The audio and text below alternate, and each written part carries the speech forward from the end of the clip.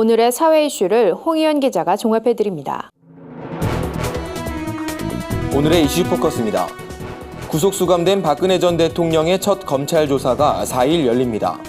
검찰특별수사본부는 서울구치소를 직접 방문해 박 전 대통령의 첫 조사를 진행하겠다고 밝혔습니다. 당초 검찰은 박 전 대통령의 검찰청 출석을 요구했지만 변호인 측에서 심리적 준비 상황과 경호 문제 등을 이유로 구치소 조사를 요청해 이를 수용한 것으로 알려졌습니다.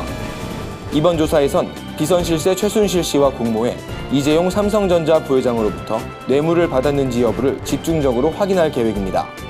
이를 위해 검찰이 같은 구치소에 수감된 최순실 또는 이재용 부회장을 불러 대질 신문을 시도할지 여부도 주목됩니다. 한편 박 전 대통령 재판은 이르면 이달 중순쯤 이뤄질 전망입니다. 북한의 잇따른 핵실험 도발에 국제사회가 강력한 제재를 가하고 있지만 평양 거리는 표면상 매우 분주한 모습을 보이고 있습니다.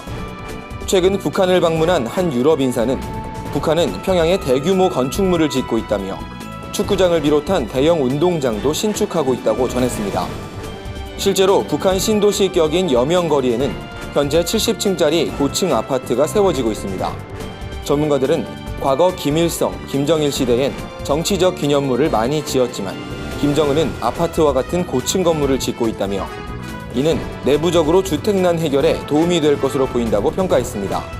하지만 70층짜리 건물 골조 공사를 74일 만에 끝낸 데 대해선 부실 공사로 인해 대형 사고 위험성이 우려된다고 지적했습니다. 경남 김해 태극기 집회에 참가한 신모 씨가 행진을 지켜보던 여고생 A양의 뺨을 때려 무리를 빚고 있습니다. 김해 서부경찰서에 따르면 신 씨는 김해 봉하마을에서 태극기 집회를 한 뒤 행진을 벌이며 유인물을 나눠주다 길에 서 있던 A양과 승강이를 벌였습니다. 유인물을 받은 A양이 왜 이런 걸 나눠주냐며 민감한 반응을 보이자 신 씨가 뺨을 때린 것으로 전해졌습니다. 경찰은 신 씨를 폭행 혐의로 입건해 조사를 벌이고 있습니다.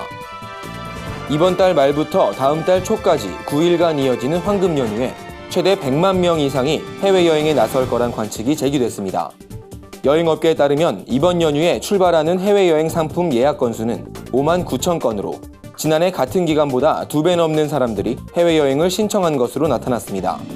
업계 예측대로 100만 명 이상이 해외여행을 떠날 경우 역대 최다 출국자 수를 기록하게 됩니다. 하지만 경제 사정과 근무 여건 탓에 여행은 꿈도 못 꾸고 제대로 쉬는 것조차 어려운 사람들도 많습니다.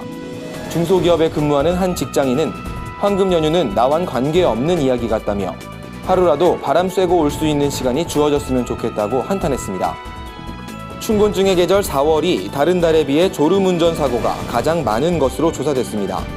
월별로 보면 4월 졸음운전 사고가 501건으로 가장 많았고 5월이 465건으로 그 뒤를 이었습니다. 뿐만 아니라 점심을 먹고 난 뒤 가장 졸음이 오는 오후 2시에서 4시 사이에 가장 많은 사고가 발생한 것으로 나타났습니다. 특히 졸음으로 인한 접촉사고나 도로 이탈 사고가 많았습니다. 교통기후환경연구소 김태호 박사는 시속 100km로 4초를 주행하면 100m를 의식 없이 주행하는 꼴이 된다며 순식간에 발생하는 졸음운전은 일반 사고보다 3배 이상 큰 피해가 발생하기 때문에 운전자들의 주의가 요구된다고 말했습니다. QTV 뉴스 홍우연입니다.